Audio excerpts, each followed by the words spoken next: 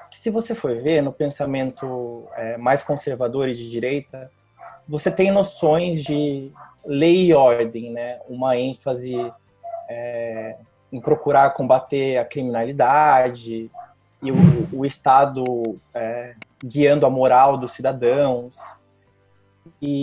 Mas tem uma diferença entre essa direita tradicional e essa direita radical, é que para a direita tradicional, essa lei e ordem, que muitas vezes pode ser autoritária também, ela se dá com base no Estado. Então, é você dizer, olha, a gente vive num Estado nacional, esse Estado tem um monopólio legítimo da força, então se tiver uma lei estatal, eu vou ser um cidadão obediente e eu vou denunciar aqueles que não estão obedecendo. Essa é uma visão de direita tradicional. O que a direita radical faz, e aí tem alguma semelhança, sim, com o fascismo dos anos 30, é que a obediência não se dá mais ao Estado, a obediência se dá ao líder. Então você tem um líder muitas vezes carismático, que é por isso que alguns falam que são movimentos de direita populistas, que fazem uma divisão entre, você falou nós e eles, e para ser mais preciso na literatura, entre o povo e a elite.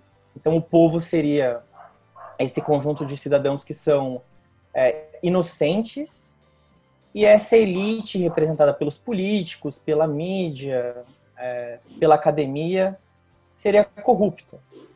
Ela serve para explorar esse povo inocente. E no caso do Estado, isso não é diferente, porque o líder de extrema direita ou de direita radical, ele assume o Estado, e o Estado já tem determinados funcionários que ele vai colocar com muita suspeição. Então, só ele, só o líder, você pode ter certeza de que nunca vai ser corrupto. Os outros, mesmo que sejam aliados, eles podem se tornar corruptos a qualquer momento.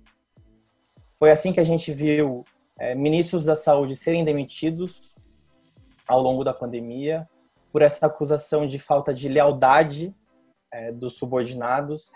É assim que a gente vê, por exemplo, no caso brasileiro, o ex-ministro da Justiça, Sérgio Moro, que deixou o governo de uma forma muito complicada, né, com um embate muito frontal com o presidente.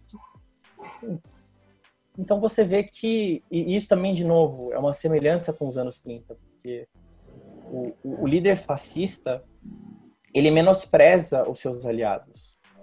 A única pessoa que colocada por Deus para estar ali e para ser incorruptível é o líder. Qualquer um pode ser corruptível, menos ele. Então isso tem muito a ver com a forma como você trata, por exemplo, governadores, a forma como você trata autoridades em geral, porque a única autoridade que importa é a do líder, como eu disse, não é a do Estado. O Estado, ele tem uma burocracia complexa, nos termos do Weber. Mas no caso dessas tendências mais fascistas ou populistas, o que importa é o líder. Então ele não vai querer cooperar com as autoridades locais, ele vai ver com muita desconfiança, e se for necessário, a qualquer momento, qualquer um pode virar um inimigo. E é interessante como todo esse discurso acaba por abalar, né, as estruturas governamentais, né, a estrutura do Estado em si. Né? Se você começa a desconfiar, por exemplo, e nós que temos um país que historicamente é envolvido em casos de corrupção, de patrimonialismos e outros ismos, né, negativos, acho que quando você começa a atacar demais as estruturas nesse discurso de inimigos, né, cada vez mais inimigos e nunca acaba, sempre tem um novo inimigo para ser combatido, acho que a população em si começa a enxergar com mais dúvidas ainda toda essa estrutura do Estado, e é perigoso, né? Você ataca as instituições, que é o sistema de democracia. Assusta e é uma relação que eu acho que a gente precisa pensar de uma forma até mais complexa, porque é claro que esse modo de conduzir a política é antipolítico por essência, mas tem uma coisa que é interessante, que quando a gente fala, por exemplo, se a gente deve considerar esses líderes de direita radical fascistas, isso é uma coisa que está sendo discutida hoje na academia e fora dela, você vê uma diferença marcante, que é o seguinte: nos anos 30, os líderes fascistas tinham uma mentalidade de destruir as instituições, e isso não só no discurso. Então, por exemplo, até o aspecto formal de democracia, esse aspecto mínimo, você ter eleições, você ter partidos de oposição, tudo isso foi desafiado, tudo isso foi alterado. E o que você tem visto até agora, com algumas exceções, é que boa parte desses líderes não precisou chegar a esse ponto.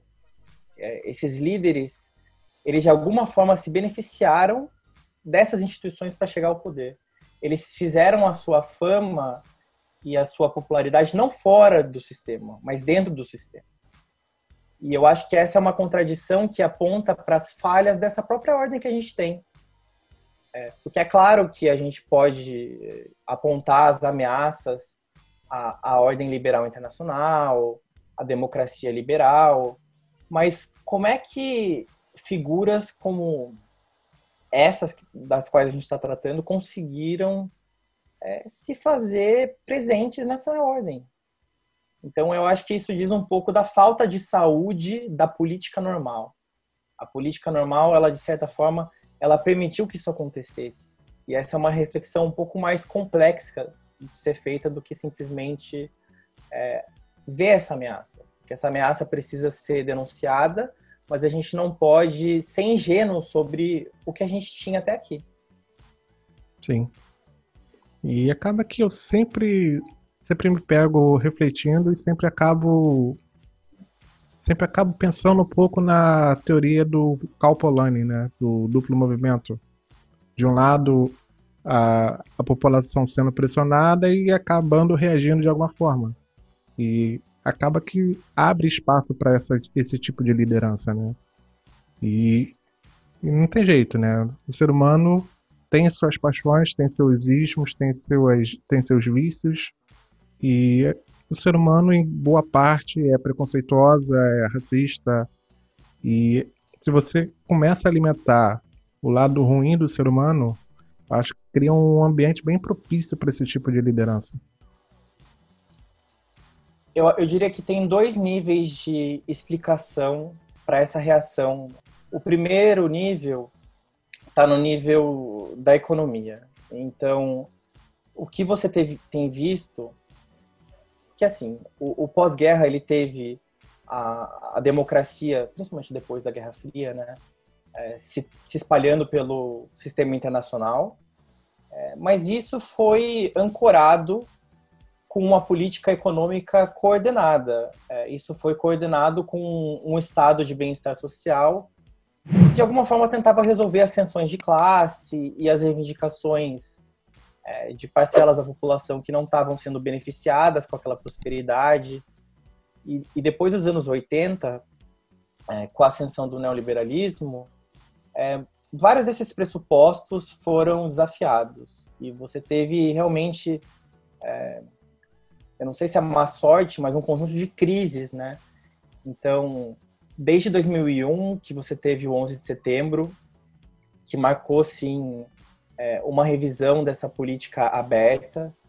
Você teve a crise de 2008, que afetou não só os Estados Unidos, mas o mundo inteiro, e a Europa não conseguiu se recuperar até hoje totalmente dessa crise. E você teve, mais recentemente, lá por 2013 e 2014, a chamada crise dos refugiados, que realmente pressionou esses imigrantes para dentro dos países europeus. E isso é claro que cria um ressentimento e uma sensação de que você não está sendo ouvido. É a população silenciada.